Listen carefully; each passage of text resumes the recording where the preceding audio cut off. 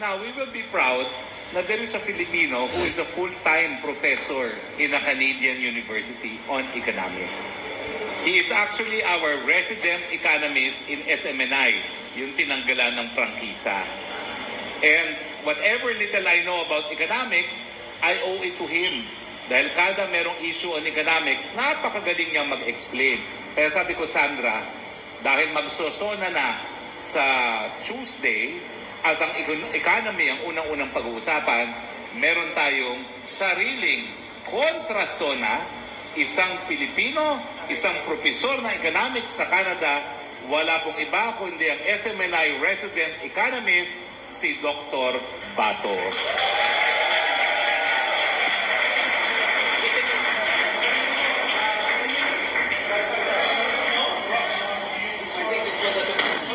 Sorry.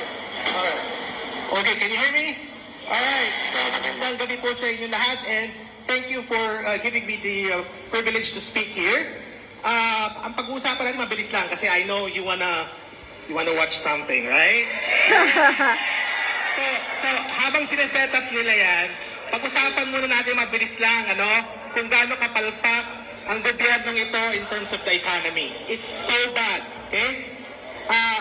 Bibigyan ko kayo ng preview ng mga datos na ipapresent ko sa Lunes sa SMNI. Alam niyo po, napakahalaga ng paglago ng ekonomiya. Kasi yan po ang barometro, no, ng kalusugan ng ekonomiya sa ating bansa. At sa ngayon po, sa panahon ni Pangulong Marcos, pag in-average niyo po yung growth ng GDP, nasa 6.1% lang ito. In fact, dapat ito mas mababa pa eh. Kasi meron tayong tinatawag na base effect. Tandaan natin, nanggaling po tayo sa pandemic. Kaya mababa po yung pinanggalingan ng GDP. Kaya yung 6.1% na ito, artificially high ito. Kumpara po natin ng panahon ni Pangulong Duterte, during the same time, the economy was growing at 6.4%. Diba? So, PRRD was better in terms of managing the economy. Hindi lang yan. Ikalawa. Yes. Ikalawa. Inflation. Diba dito sa Canada, problema rin natin ang inflation? Cost of living? Sa Pilipinas, mas malala mga kababayan. Ang inflation ngayon, nung panahon ni Pangulong Marcos Jr. is 5.6%. During the same time, nung panahon ni PRRD, guess what kung ano ang inflation, mga kababayan? 3.3% lang. 3.3% lang may pandemic pa yan noon. Mas maganda ang ekonomiya nung panahon ng Pangulong Duterte. Kaya nga. Ikatlo, may pandemic pa. Kahirapan. Sa panahon ni Marcos Jr., ang kahirapan po, 22.4%. Oh my God. Isa sa 5 Pilipino mahirap. Isa sa 5. Panahon ni PRRD, gaano karaming mahirap? 16.1% lang. Siyempre, kung may mahirap, may gutom. Diba? Dito pa kayo kumakain. Ang kagutuman po ngayon, 14.2% of families experience hunger. Guess what, mga kababayan, ng panahon ni Pangulong Duterte? It was only 9.4%. It was the first time na na-reach na single digit ang hunger ng panahon na yun. Kaya nga, magandang kabuhayan ng PRRD time. Nasa Canada tayo, may mga nag-invest din sa stocks. Ang stock market po nakaabot ng 9,078 points. Pinakamataas sa kasaysayan ng Pilipinas ang performance ng stock market. Sino ang presidente na yun? Pangulong Duterte. No other than PRRD was the president when the Philippine Stock Exchange Index reached its historical high. Wow. Kaya nga, kay Pangulong Marcos Jr. ilan? 6,634. So kung nag-invest kayo ng 1,000 pesos sa stock market kung panahon ni PRRD, 750 pesos na lang ito ngayon. Anong klase ekonomiya yan, mga kababayan? Ito pa, ito. Diba si President Marcos Jr. ang hilig bumiyahe? Hindi ba? So ilan yung parang trip na kung tawa ko ito, 27 trips to eh. Ang dami eh. Diba? Okay. Ang nalikom na FDI, Foreign Direct direct investment during the first 24 months was $17 billion. $17 billion. For the same time, during President Duterte's time, alam niyo kung ilan ang FDI at the time? It was 21 billion. At kung titingin mo siya in terms of dun sa biyahe at dun sa nalikod na investment, lumalabas sa kalkulasyon ko na si Marcos Jr. ay nakakalikom ng $0.7 billion per trip. 0.7 lang per trip. Si PRRD ilan? Doble nun. $1.4 billion per trip, mga kababayan. Wow. So, ibig sabihin, hindi ko kailangan bumiyahe para makalikom ng foreign direct investment. Diba? Kaya nga. So, anong klaseng ekonomiya meron tayo? Diba? Eto pa. Ready na ba yung ating ano? Ready na? Okay. Biyahe ng biyahe si Bangag kasi nagtutor lang yun. Mga kababayan. Diba? Kung nanonood po kayo, magsasabaybay kayo sa issue ng presyo ng bilihin sa Pilipinas.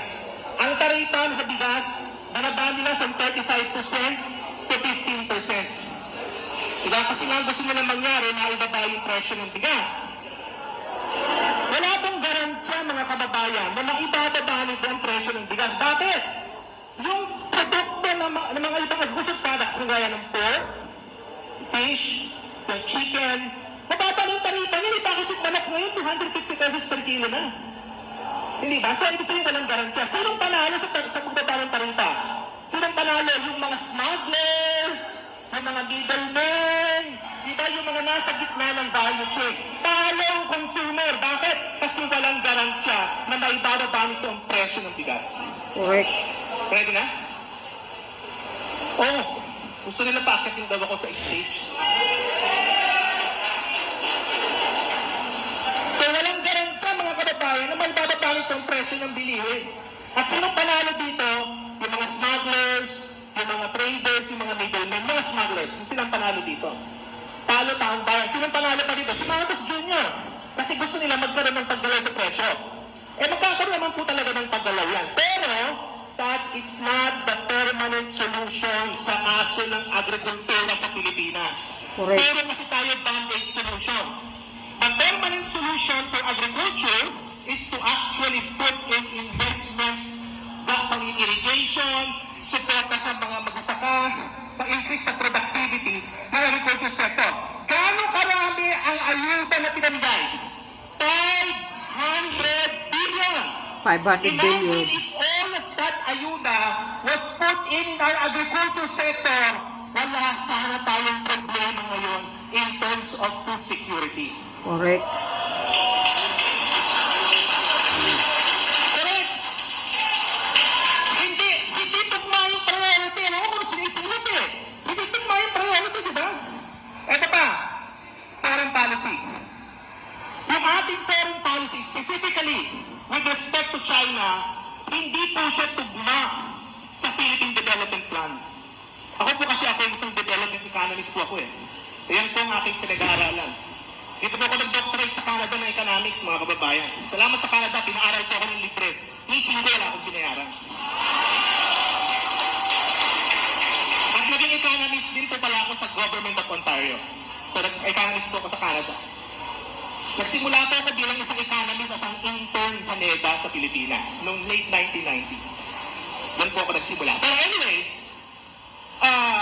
sa kasya po ng agrikultura, yun po talaga ang kailangan natin gawin. We just to put in investments para po maibaba ang presyo, para maging mas productive yung sector. Yung foreign policy naman, hindi tugma ng Philippine Development Plan doon sa foreign policy natin with respect to China. Kaya nga sinasabi ko, challenge ko si Secretary Balisacan. Secretary, kung nanonood po kayo, identify po ninyo kung ano yung objectives ng Philippine Development Plan at sabihin niyo po sa publiko kung alin po doon ang tumutugma sa foreign policy natin with respect to China. Dahil sabihin ko sa inyo ngayon, wala. And finally, before I leave the stage, I want to say something about the Maharlika Fund. Inaya ko po, reputasyon ko sa Maharlika Fund na yan. 2 years ago, ako, alam po, probably I am the only economist that was very vocal about the Maharlika Fund. Yung mga katarungang ekonomista sa Pilipinas, they were against. May mga kasamahan din po ako na vocal, na agree sa akin, pero hindi sila vocal. Okay? May mga dean pa nga ng mga school na kilala ko. Department chair pa yung iba, pero they're quiet, no? But anyway, kung siyang bilis na naipasa ng Kongreso ng Maharlika Investment Fund Act, siya rin namang bagal ng implementation ng Maharlika Fund. Eto, may challenge po ko sa inyo habang kumakain kayo. Ewan kung magagawa nyo ito. I-google po ninyo ang physical address ng Maharlika Investment Corporation. Google po ninyo, hanapin nyo. Bibigyan na kayo, may $100 ako dito. Bibigyan ako ng $100 sa kung sino ang makakahanap ng physical address ng Maharlika Investment Corporation. Dahil for the longest time, wala po akong nahanap. Wala! So, 1 year na naipasa yung batas, walang physical address, Hindi nilagay, wala silang sariling website. It was linked to the Department of Finance. Wala silang website, Wala silang website. Wala sarili. And partida, Tinatago. Kaya sila ng pera sa Land Bank at sa DBP. They have the money already.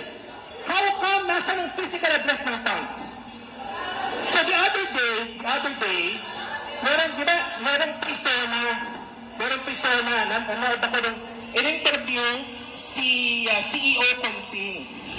Inaantay ko si RJ Nieto na tanongin kay Consing kung nasaan ang address ng Maharlika Fund. Hindi tinanong. Inaantay ko Sayang yung 40 minutes ng buhay ko pinanood ko yung interview na yun.